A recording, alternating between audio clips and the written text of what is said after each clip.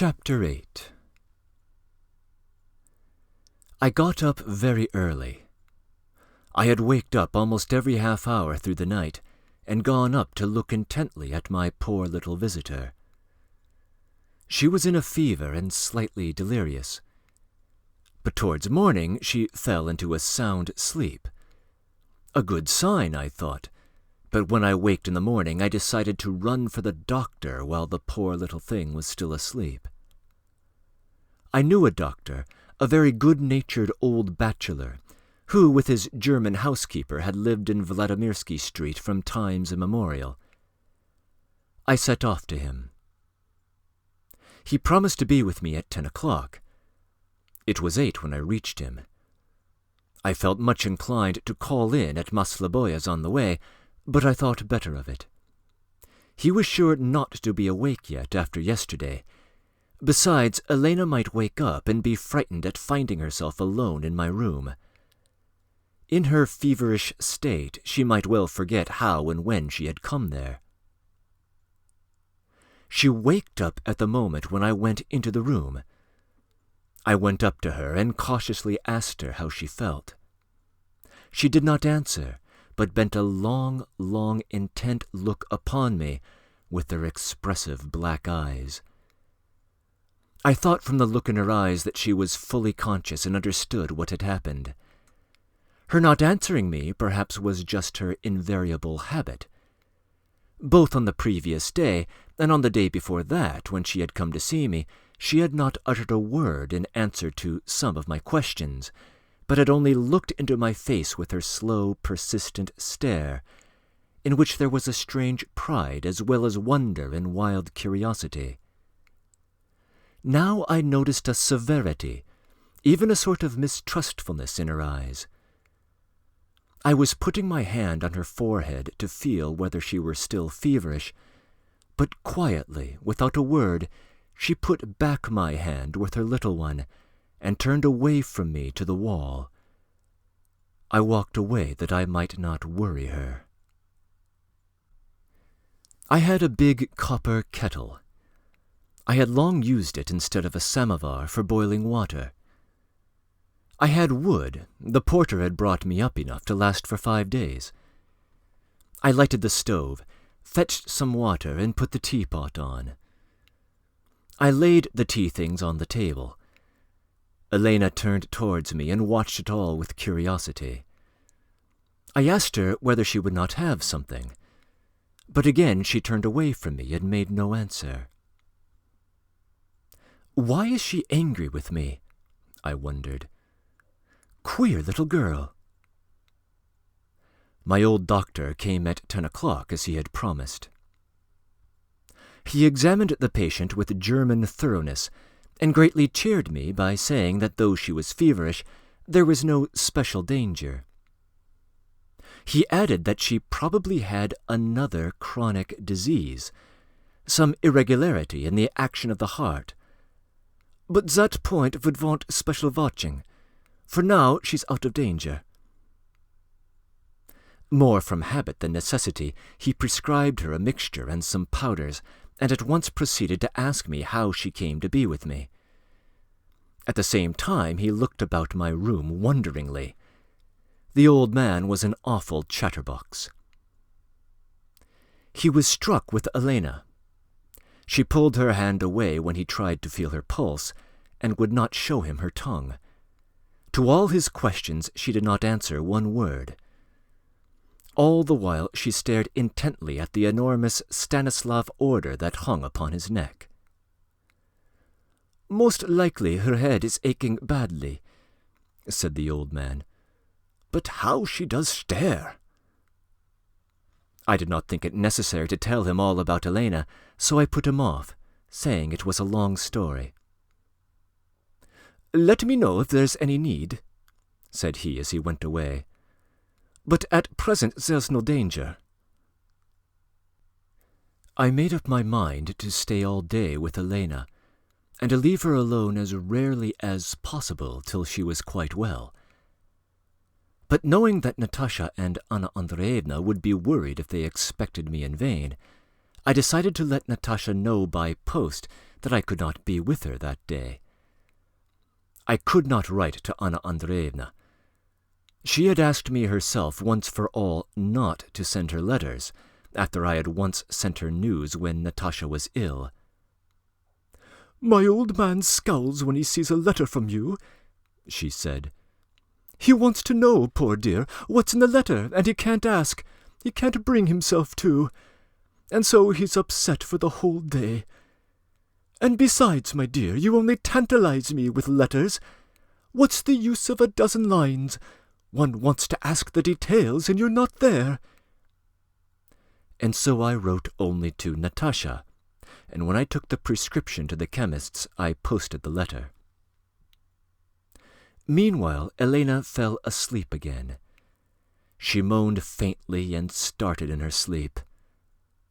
The doctor had guessed right. She had a bad headache. From time to time she cried out and woke up. She looked at me with positive vexation, as though my attention was particularly irksome. I must confess this wounded me. At 11 o'clock Masloboev turned up. He was preoccupied and seemed absent-minded. He only came in for a minute and was in a great hurry to get away. "Well, brother, I didn't expect that you lived in great style," he observed, looking round. "But I didn't think I should find you in such a box. This is a box, not a lodging. But that's nothing, though what it does matter is that all these outside worries take you off your work. I thought of that yesterday when we were driving to Bubnov's. By natural temperament, brother, and by social position, I'm one of those people who can do nothing sensible themselves, but can read sermons to other people. Now listen. I'll look in, perhaps, tomorrow or next day, and you be sure to come and see me on Sunday morning. I hope by then the problem of this child will be completely settled. Then we'll talk things over seriously, for you need looking after in earnest. You can't go on living like this. I only dropped a hint yesterday, but now I'll put it before you logically. And tell me, in short, do you look on it as a dishonor to take money from me for a time?" "Come, don't quarrel," I interrupted. "You'd better tell me how things ended there yesterday." "Well, they ended most satisfactorily. My object was attained, you understand. I've no time now. I only looked in for a minute to tell you I'm busy and have no time for you, and to find out, by the way, whether you're going to place her somewhere, or whether you mean to keep her yourself, because it wants thinking over and settling." "That I don't know for certain yet, and I must own I was waiting to ask your advice. How could I keep her?" "Why, as a servant—" "Please don't speak so loud. Though she's ill, she's quite conscious, and I noticed she started when she saw you. No doubt she remembered yesterday." Then I told him about her behavior and all the peculiarities I had noticed in her. Masloboev was interested in what I told him. I added that perhaps I could place her in a household, and told him briefly about my old friends. To my astonishment, he knew something of Natasha's story, and when I asked him how he had heard of it, "Oh," he said, "I heard something about it long ago in connection with some business. I've told you already that I know Prince Volkovsky. That's a good idea of yours to send her to those old people. She'd only be in your way. And another thing, she wants some sort of a passport. Don't you worry about that, I'll undertake it. Goodbye. Come and see me often.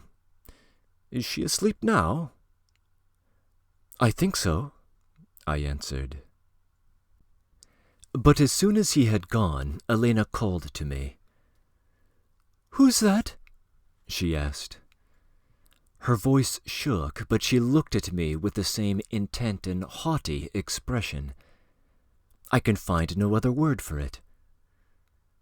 I told her Masloboev's name, and said that it was by his help that I got her away from Madame Bubnov's, and that Madame Bubnov was very much afraid of him.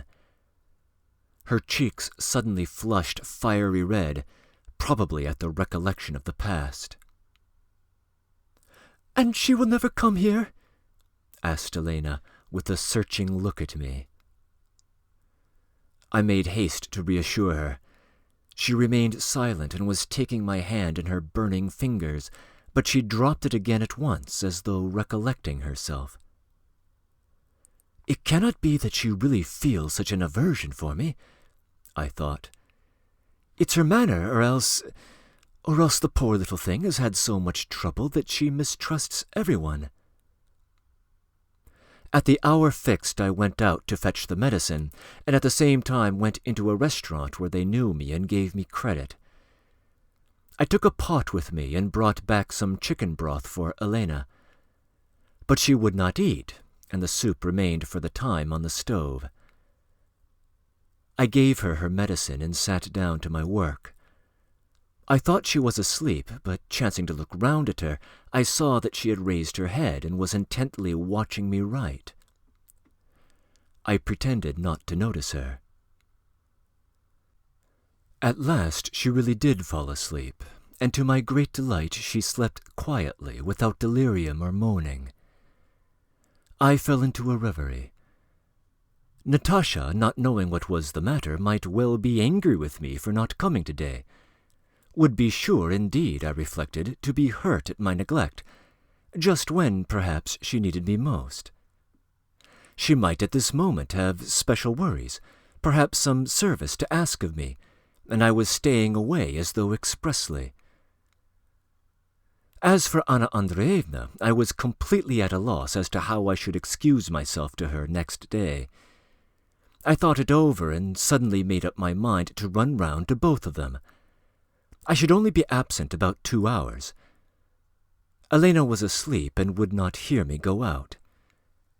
I jumped up, took my coat and cap, but just as I was going out, Elena called me. I was surprised. Could she have been pretending to be asleep? I may remark in parenthesis that, though Elena made a show of not wanting to speak to me, these rather frequent appeals, this desire to apply to me in every difficulty, showed a contrary feeling, and I confess it really pleased me. "Where do you mean to send me?" she asked when I went up to her. She generally asked her questions all of a sudden, when I did not expect them. This time I did not take in her meaning at first. "You were telling your friend just now that you meant to place me in some household. I don't want to go." I bent down to her. She was hot all over. Another attack of fever had come on. I began trying to soothe and pacify her, assuring her that if she cared to remain with me, I would not send her away anywhere. Saying this, I took off my coat and cap. I could not bring myself to leave her alone in such a condition. "No, go," she said, realizing at once that I was meaning to stay. "I'm sleepy. I shall go to sleep directly." "But how will you get on alone?" I said uncertainly. "Though I'd be sure to be back in 2 hours' time." "Well, go then. Suppose I'm ill for a whole year. You can't stay at home all the time." And she tried to smile, and looked strangely at me as though struggling with some kindly feeling stirring in her heart. Poor little thing! Her gentle, tender heart showed itself in glimpses, in spite of her aloofness and evident mistrust. First I ran round to Anna Andreevna. She was waiting for me with feverish impatience, and she greeted me with reproaches. She was in terrible anxiety. Nikolai Sergeyitch had gone out immediately after dinner, and she did not know where. I had a presentiment that she had not been able to resist telling him everything, in hints, of course, as she always did. She practically admitted it herself, telling me that she could not resist sharing such joyful tidings with him, but that Nikolai Sergeyitch had become, to use her expression, blacker than night, that he had said nothing. He wouldn't speak, he wouldn't even answer my questions, and suddenly after dinner had got ready and gone out. When she told me this, Anna Andreevna was almost trembling with dismay, and besought me to stay with her until Nikolai Sergeyitch came back. I excused myself and told her almost flatly that perhaps I should not come next day either, and that I had really hurried to her now to tell her so. This time we almost quarreled. She shed tears, reproached me harshly and bitterly, and only when I was just going out at the door, she suddenly threw herself on my neck, held me tight in both arms, and told me not to be angry with a lonely creature like her, and not to resent her words. Contrary to my expectations, I found Natasha again alone. And, strange to say, it seemed to me that she was by no means so pleased to see me as she had been the day before or on other occasions, as though I were in the way or somehow annoying her. When I asked whether Alyosha had been there that day, she answered, "Of course he has, but he didn't stay long. He promised to look in this evening," she went on, hesitating. "And yesterday evening was he here?" "No, he was detained," she added quickly. "Well, Vanya, how are things going with you?"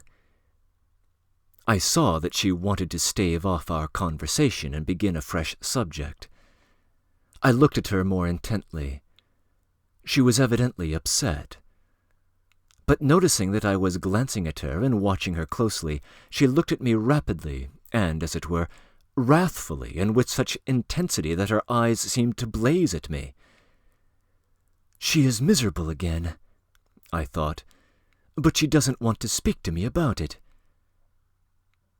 In answer to her question about my work, I told her the whole story of Elena in full detail. She was extremely interested and even impressed by my story. "Good heavens! And you could leave her alone and ill?" she cried. I told her that I had meant not to come at all that day, but that I was afraid she would be angry with me and that she might be in need of me. "Need," she said to herself as though pondering. "Perhaps I do need you, Vanya, but that had better be another time. Have you been to my people?" I told her. "Yes, God only knows how my father will take the news. Though what is there to take after all?" "What is there to take?" I repeated. "A transformation like this?" "I don't know about that. Where can he have gone again? That time before, you thought he was coming to me. Do you know, Vanya, come to me tomorrow if you can. I shall tell you something, perhaps. Only I'm ashamed to trouble you. But now you'd better be going home to your visitor. I expect it's 2 hours since you came out." "Yes, it is. Goodbye, Natasha. Well, and how was Alyosha with you today?" "Oh, Alyosha. All right. I wonder at your curiosity." "Goodbye for now, my friend." "Goodbye." She gave me her hand carelessly and turned away from my last farewell look. I went out somewhat surprised. She has plenty to think about, though, I thought. It's no jesting matter. Tomorrow she'll be the first to tell me all about it. I went home sorrowful, and was dreadfully shocked as soon as I opened the door. By now it was dark. I could make out Elena sitting on the sofa, her head sunk on her breast as though plunged in deep thought. She didn't even glance at me. She seemed lost to everything. I went up to her. She was muttering something to herself. "Isn't she delirious?" I thought. "Elena, my dear, what's the matter?" I asked, sitting beside her and putting my arm round her. "I want to go away. I'd better go to her," she said, not raising her head to look at me. Where? To whom? I asked in surprise. To her. To Bubnov.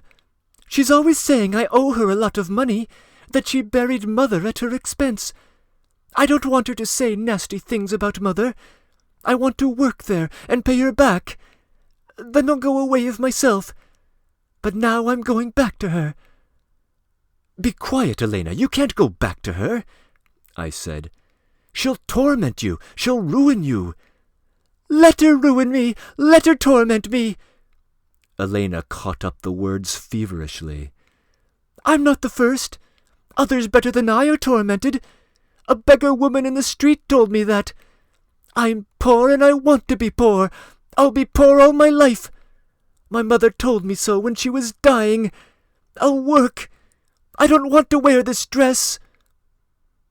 I'll buy you another one tomorrow, and I'll get you your books. You shall stay with me. I won't send you away to anyone unless you want to go. Don't worry yourself. I'll be a work girl.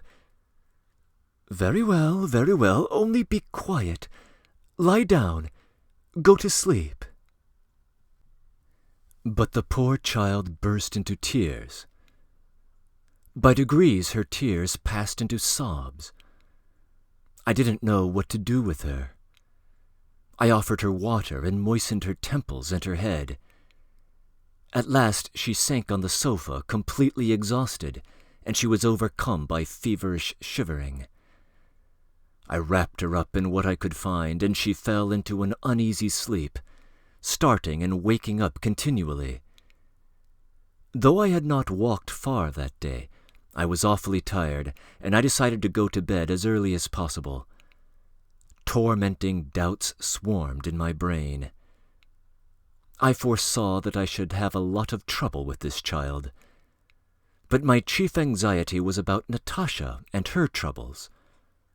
Altogether, as I remember now, I have rarely been in a mood of such deep dejection as when I fell asleep that unhappy night.